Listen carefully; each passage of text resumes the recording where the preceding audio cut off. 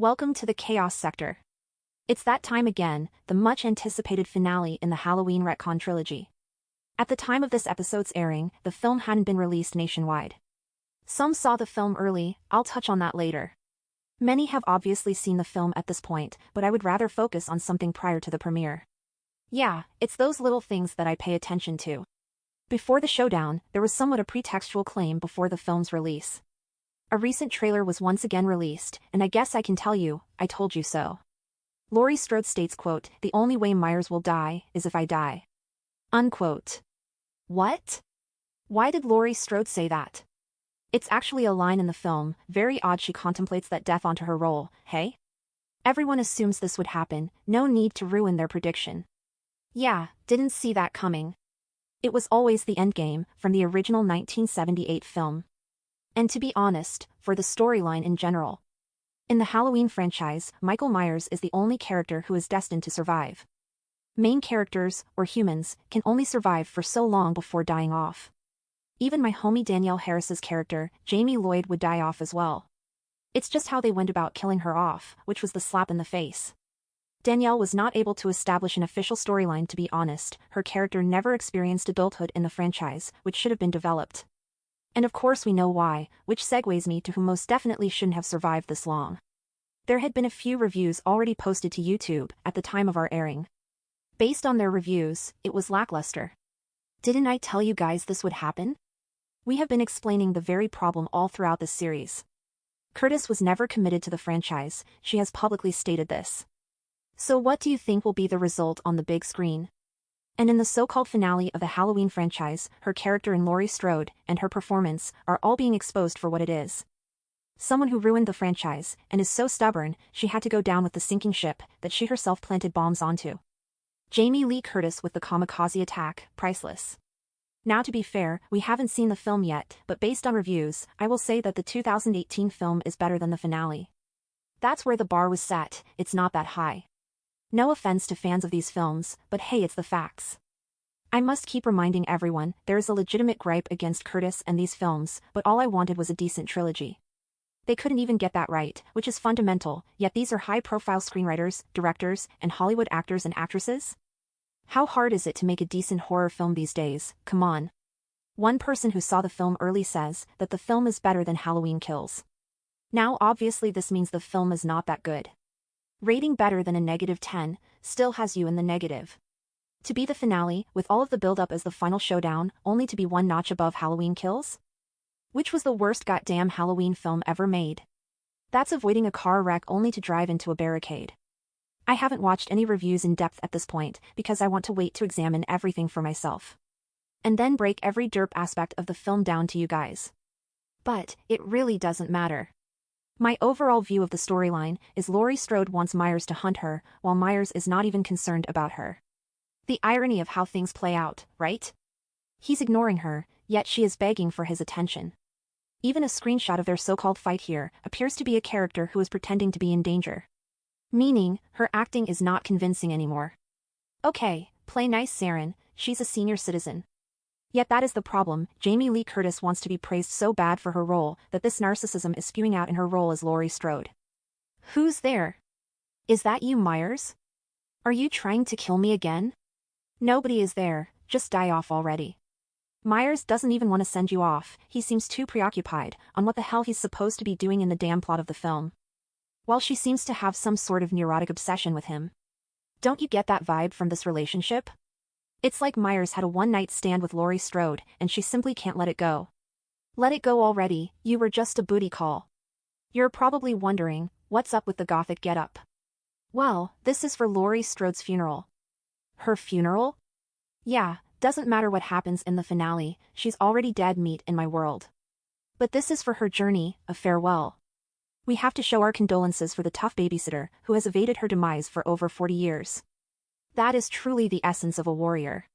At this time, we will have a moment of silence in honor of the original Scream Queen in Halloween. Much respect, Laurie Strode, it's been a great ride. You've given us decades of thrills in your battle with the masked man. Psych, I lied. No condolences from me, fuck off. Yeah, it's like that.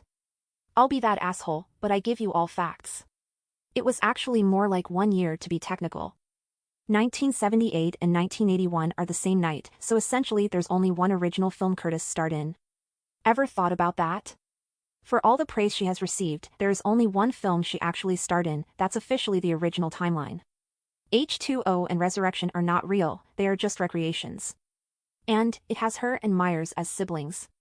So if the recent retcon trilogy does not have a sibling plot, and they don't include the 1981 sequel, then it's only one film that Curtis has been in. What exactly was H2O and Resurrection? Decoys. Which is what these films are, it's just the cold-hearted truth. They are not official Halloween films, despite main characters and a storyline linked to the original film. Lauren, what are your thoughts? You've done a bit of producing, do you think these are official Halloween films? Thank you, but to answer your question, an emphatic no. When you throw the niece out with the bathwater, what do you expect to happen to the bloody storyline? You will have a halt in character development, which obviously leads to stagnated screenwriting. Couldn't see the forest from the trees. In other words, they took a good storyline, and its potential to be great, and trashed it all in Curse of Michael Myers. Since the niece was eliminated, and Laurie Strode returning, it keeps recycling the same plot, over and over again. Different year, but the same plot, with the same two characters, with the same final battle, with the same ending. Danielle Harris's character presented a new idea, a new generation, a new storyline. With that storyline, more creativity arose, which gave more pathways to how Myers will engage with his target. Keep in mind, it wasn't just Jamie Lloyd, the supporting characters also played a significant part in that timeline. Don't think Jamie Lloyd's storyline would be so redundant as Laurie Strode's. The difference, for one, is the fact that Laurie Strode went through different storylines within the same franchise. Meaning, she was depicted as Myers' sister in the 1981 sequel, then returns in the 1998 retcon, then that sequel, but the recent storyline does not have them related. Now, is this the producer's idea to not have them related? Or was it Curtis who didn't like that idea to begin with? I think Curtis never liked the idea of being related to Myers, if I'm not mistaken, she even mentioned it. Yet her character was split into two different, well, characters. Yep, that seems bipolar if you ask me. Maybe that's symbolic of her real personality, you think? If you're related, then not related, within the same film, how can the audience perceive your character the proper way? For that matter, how can they perceive Myers the proper way also? Jamie Lloyd was Myers' niece, would have continued to be Myers' niece throughout the entirety of her career in the franchise. She was younger, so there would obviously be a few little ones sprinkled in the storyline as she became an adult.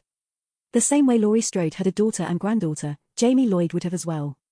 More offspring means more of Myers' bloodline, meaning more targets to pursue, meaning more films. Not saying that Jamie would survive for eternity, but heck, Laurie Strode surely made it to almost 60 years old. If she did it, why not a younger Jamie Lloyd? And the original storyline would not get detached from, well, itself.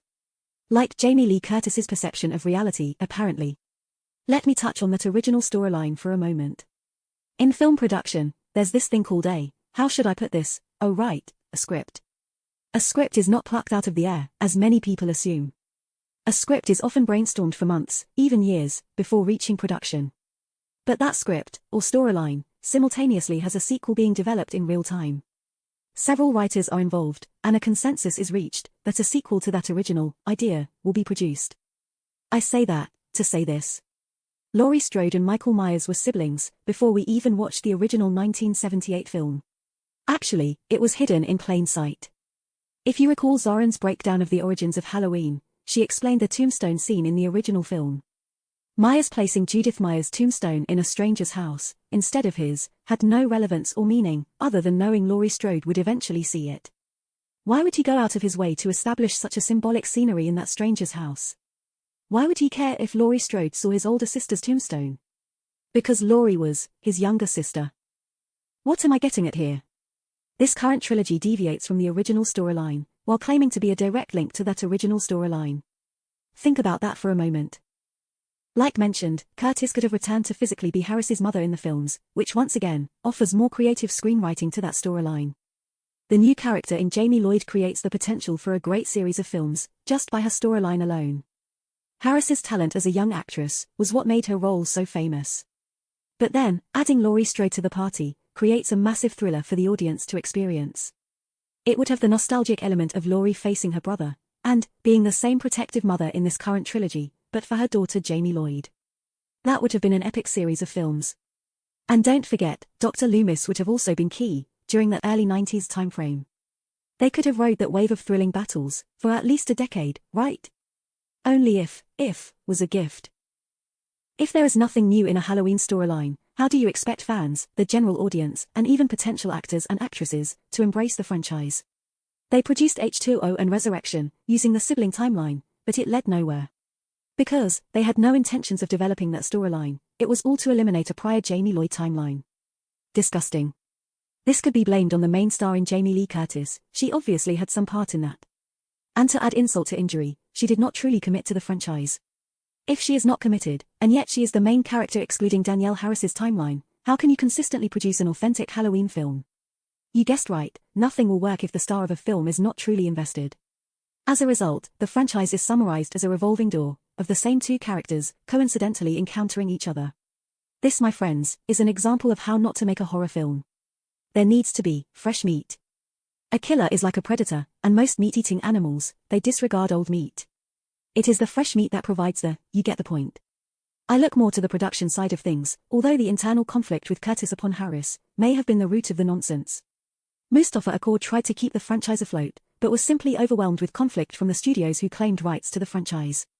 After his death, Halloween literally was on a downhill trajectory, and there was no Jamie Lloyd, so the storyline lacked generational progression. Generational progress is key in horror films. There has to be fresh blood, otherwise, stale blood doesn't energize a new generation of fans. New characters not only energize the fanbase, but they also give the killer in that film a much-needed boost as well. Myers has more intensity, because an unfamiliar target energizes his need to kill. Like spotting a prancing gazelle, full of life. Allison would be the retcon's version of Jamie Lloyd, but the character had to take a backseat to the main character, of course. Laurie Strode, on the other hand, can't capture that magic of yesterday in moderation. But she's the main character, or target, so Myers has to settle for old meat for dinner. Zarin, I agree with everything you stated about Danielle Harris. This is why it keeps being pointed out. Without her, the franchise has a huge gap within the original timeline. The storyline is surrounding a serial killer who terrorizes the small town of Haddonfield. He encounters a young lady in Laurie Strode, who survives. This is the original film set in 1978. A whopping 40 years of a gap within the original timeline. I don't think people really understand how this affects the franchise. There have been gaps in horror films, but 40 years, that's ludicrous.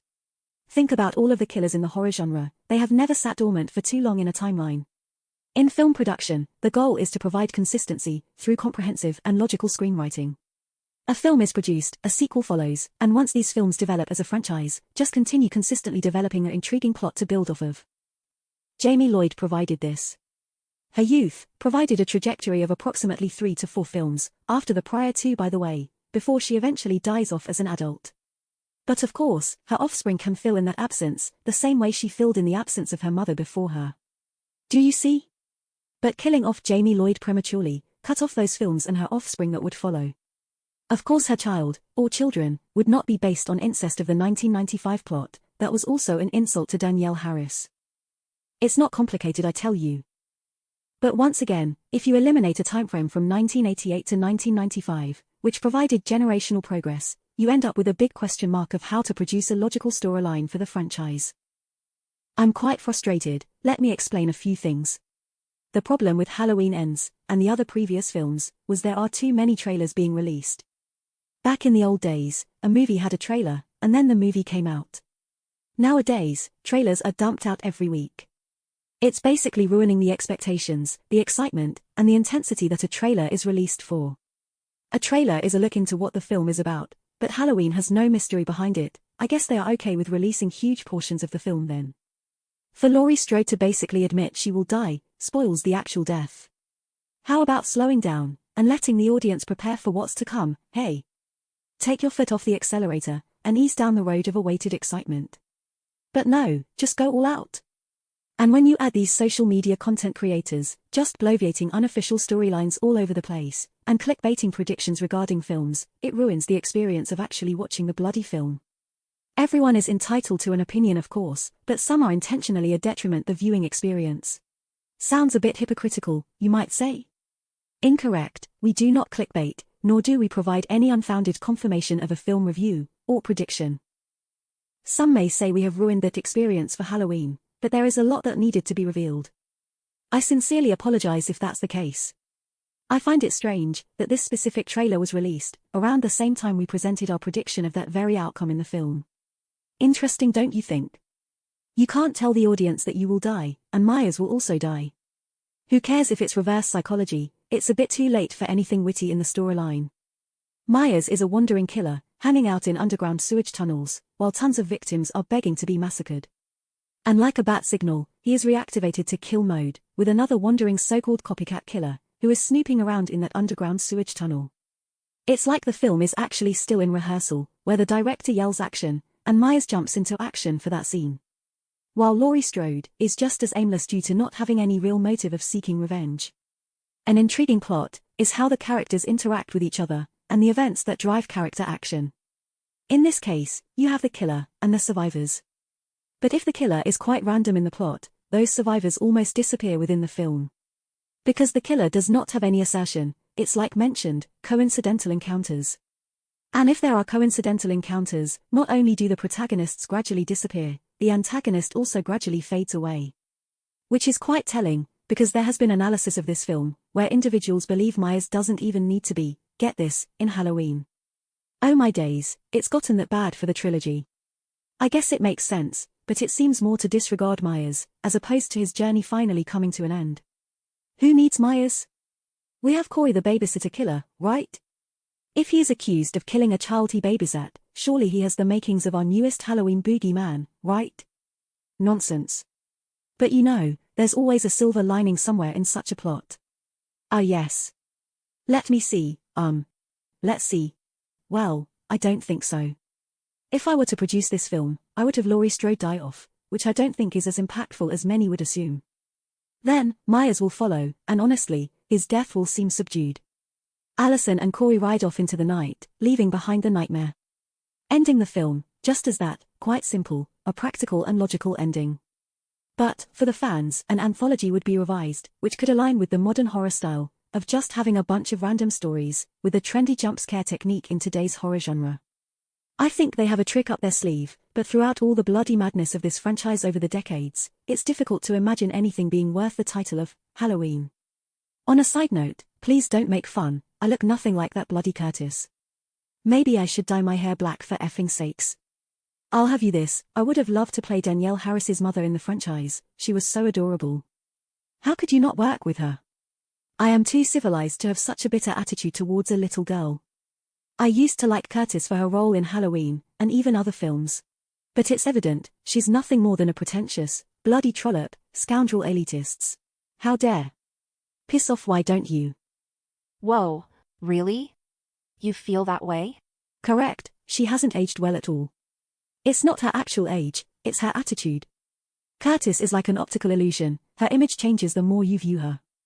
What she stated about a co-star was not only unacceptable, but there should have been some sort of reprimand for it. In such a politically driven society, how does Jamie Lee Curtis get away with insulting a young co-star, based on her heritage? Isn't this grounds for censorship, banishment, or some other form of penalty? Being blocked on Twitter? Producers should be turning away from offering her a role in their films.